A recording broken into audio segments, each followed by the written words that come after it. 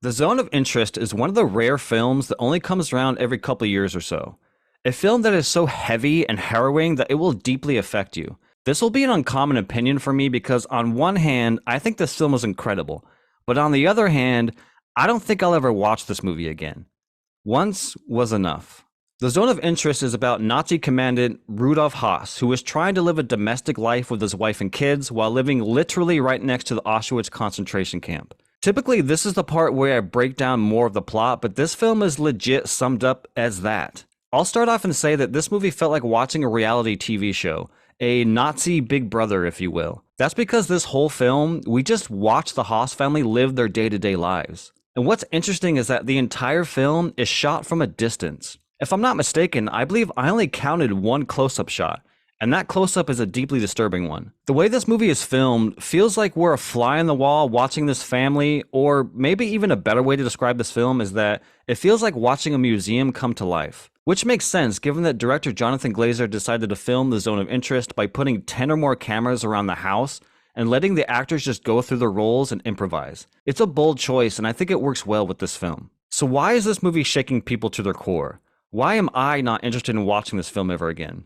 Well, it comes down to the subject matter and how it's handled. See, the Haas family shares a wall with the Auschwitz concentration camp, so watching this family live their normal day lives as mass genocide unlike anything we've ever witnessed is happening 20 feet from their garden. And the way Jonathan Glazer chooses to handle this situation is incredibly disturbing. For starters, there's the sound design.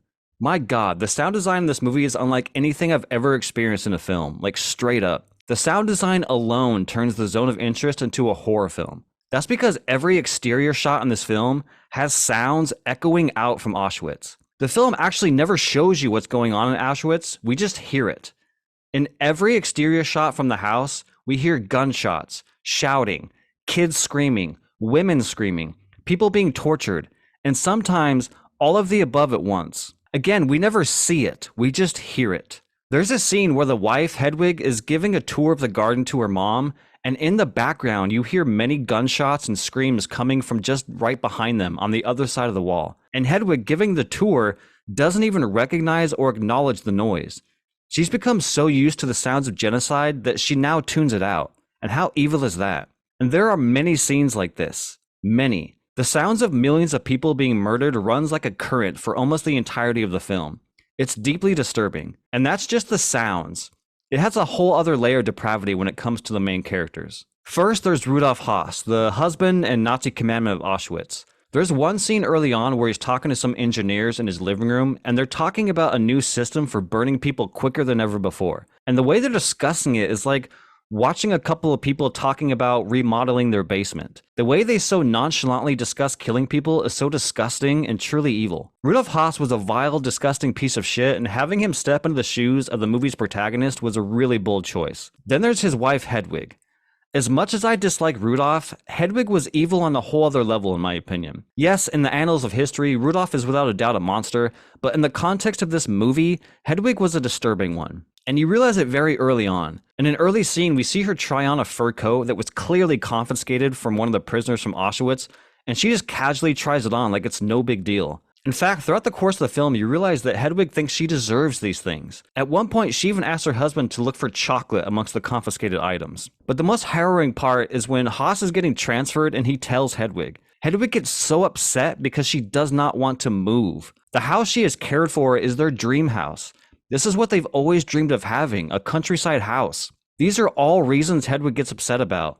The only thing is, they live next to a concentration camp. It's an insane thing to witness. What's even more disturbing is how relatable it is.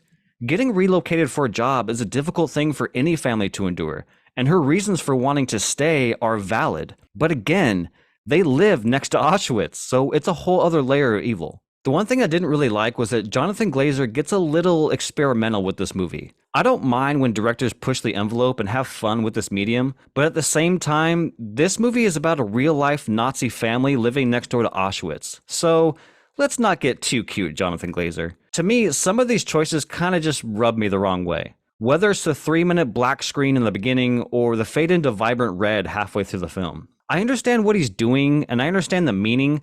I just think it feels weird to do it with this particular film. However, Spielberg also turned Anne Frank's sweater red, so what the hell do I know? And just real quick, I'll give you some brief theories on what these weird choices mean. The beginning opens in darkness, and I just interpreted that as Jonathan Glazer mentally preparing us for what's to come. In terms of the flowers turning into vibrant red while the sound design explodes with screams and ominous tones, I took that as Glazer saying, "Here, look at these flowers. Aren't they beautiful?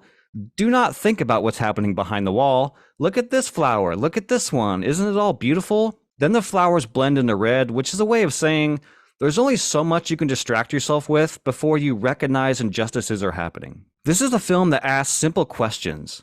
Are you evil? How can you tell if you're evil or not? How complicit are you in the world's injustices? The way he portrays the Haas family in a relatable way while also reminding you how evil they are is a fascinating juxtaposition. You and I have never participated in the genocide of 6 million people, but we can see ourselves in the Haas family. And that to me is the uncomfortable reality of this movie. In the end, I found this film to be incredibly heavy and a difficult film to watch. In fact, I would say this is a hard one to recommend to just anyone. I'd say if you're a fan of Glazer's work, or if you're like a history buff, then I believe you should definitely check this one out. However, I'd be curious to see how a casual audience member would react to a movie like this. I haven't seen the audience score on Rotten Tomatoes, but if I was a betting man, I would guess there's going to be a lot of like, "That was so boring, nothing happened."